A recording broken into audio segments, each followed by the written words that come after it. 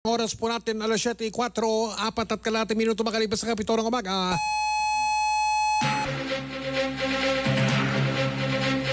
Handog sa inyo ng GMA at RGMA Network Incorporated sa lahat ng dako ng Pilipinas, sa Luzon, Visayas, Mindanao. Live ngayong umaga, ito ang Super Balita sa Umaga Nationwide.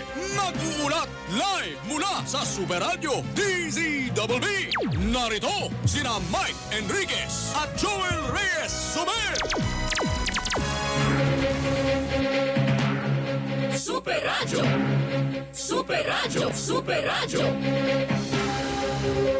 Excuse me po. Magandang umaga Luzon, magandang umaga Visayas, magandang umaga Mindanao. Super Radio! Narito po ang mga headline ng ating super balita sa mga nationwide, worldwide, netwide para sa kauna-unahang Martes ng umaga ng buwan ng Oktubre taong 2020. First Tuesday, October 6, 2020. Super Radio! Klase sa mga paaralan opisyal nang nagsimula. Education Secretary Leonor Biones nagdeklara ng tagumpay laban sa COVID-19. Ilang guro sa lungsod ng Batangas umakyat sa bubong para makasagap ng internet signal para sa kanilang online training bago magsimula ang pasukan. RT-PCR swab test ng Philippine Red Cross umabot na sa isang Red Cross para Isang milyon. ng 1 milyon. You know, Oh? Pangulong Rodrigo Duterte pinagutos na gawing libre ang beep card para sa mga pasahero. 125,000 beep card ay pamimigay ng libre sa mga ngailangan ng mga pasahero ayon sa gumagawa ng mga beep card, yung AF Payments Incorporated.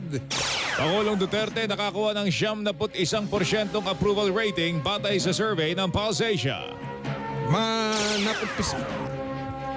Mga nakumpiskang iligal na droga ipinasira ni Pangulong Duterte sa loob ng 1 linggo. Mga kumpanya ng langis, nagpatupad ng dagdag presyo sa gasolina at kerosene, presyo ng diesel, hindi naman gumalaw. Super Balita sa Umaga Nationwide. Bantay Panahon.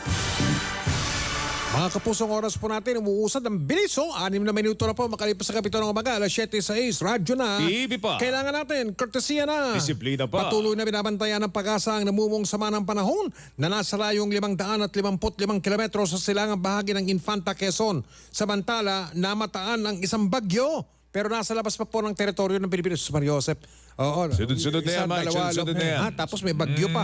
Ang bagyo na may international na pangalan na Chanhom ay namataan sa layong 1,800 kilometro sa silangan-hilagang silangan ng Dulong Ilagan, Luzon. Sa ngayon, hanging habagat ang nakakaapekto sa Katimugan Luzon, sa Kabisayan at Mindanao.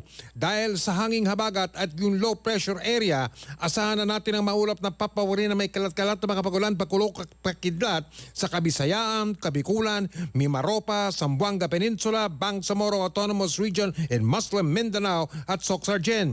Bahagyang maulap hanggang sa maulap na papawirin na may pulupulong mahinang pag-ulan naman ang asahan sa Cagayan Valley, sa Riho ng Ilocos at Cordillera Administrative Region dahil sa tinatawag na Northeasterly Surface Wind Flow. Sa Kalakhang, Maynila at nalalabing bahagi ng bansa, asahan ang bahagyang maulap hanggang sa maulap na papawirin na sasamaan ng pulupulong pag-ulan dahil sa localized thunderstorm o sa hanging habagat. Bantay Panahon. Ito ang Super Balita sa Umaga Nationwide.